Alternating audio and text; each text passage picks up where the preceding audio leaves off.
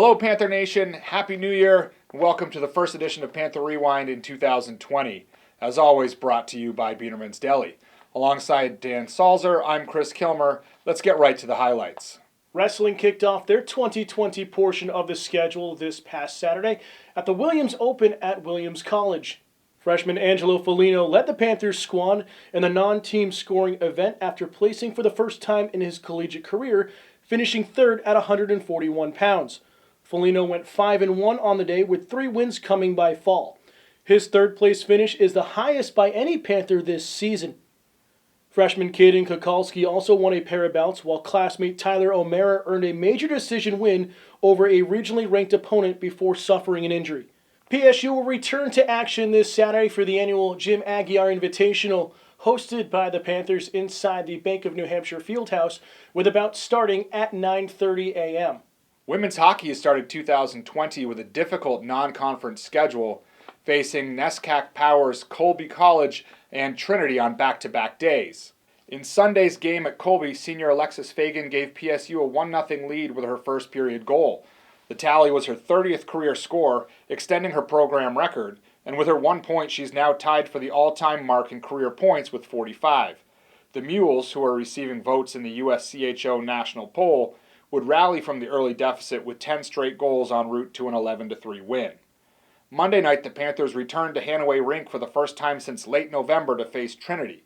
Sophomore transfer Olivia Petito got her first start in goal since joining the team over break and made a great first impression, recording a career-best 35 saves in a 3-0 loss. Fagan and freshman Chantel Ross both had near misses on the offensive end, as Fagan's redirection of a shot trickled along the goal line and Ross's breakaway bid hit the post. PSU is home the entire month of January and hosts another national power in Nazareth at 3:30 on Friday afternoon. The Golden Flyers are also receiving votes in this week's national poll. It's been a slow start for the men's hockey team in the new year as the Panthers still look for their first win in 2020. PSU returned from the holiday break with a matchup with then-ranked number 2 Trinity College at home last Friday night.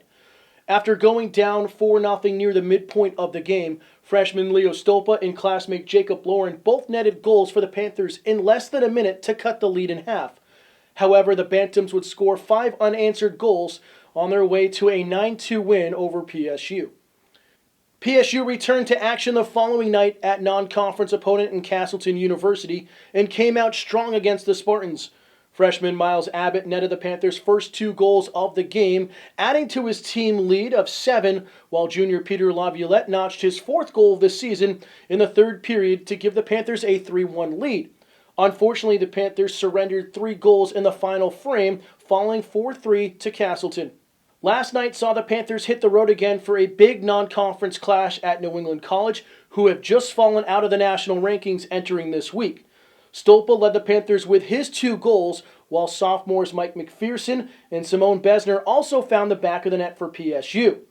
However, the Panthers would go on to fall with a final score of 7-4.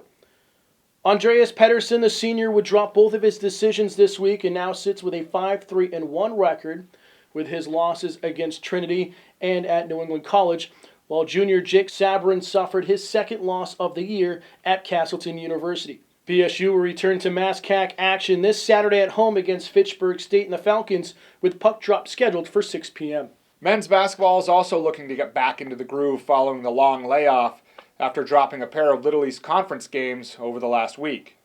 PSU made the long trip to WestCon on Saturday and trailed by just 3, 61-58, with just over 3 minutes to play, but the Colonials were able to close out the game with a 10-2 spurt to steal a 71-60 win.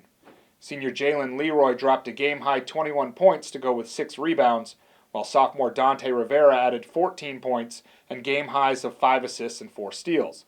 Sophomore Manny Alessandro led all players with 12 rebounds. Last night, the Panthers welcomed Keene State to Foley Gymnasium. After an exciting back-and-forth first half, the Owls used an 18-0 run to pull away in the second half to earn an 89-70 win. Freshman Georgie Sakluri led the Panthers with a career-high 18 points in just 17 minutes off the bench, dropping 4 3-pointers and adding 6 rebounds.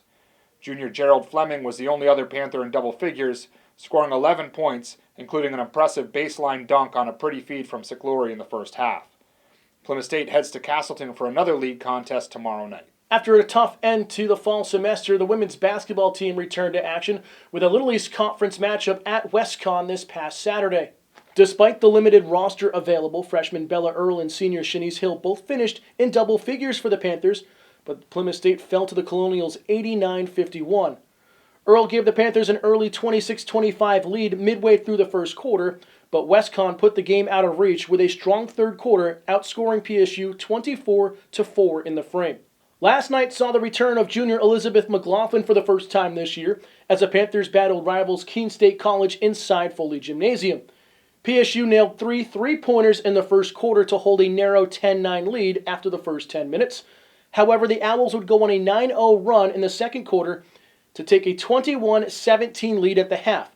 Keene State would open an 11-point lead in the third, but the Panthers would chip away at that lead, closing to within 2 early in the fourth. Freshman Alessia Salzillo drained a three late in the final quarter to make it a 46-43 lead in favor of Keene State.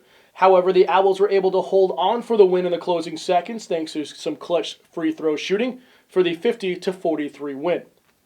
PSU returns to the court tomorrow night with a trip to Castleton University in Little East Conference action. That'll do it for the first edition of Panther Rewind in 2020. Join us this weekend as the Panthers host a full slate of events on Friday and Saturday. We'll see you there.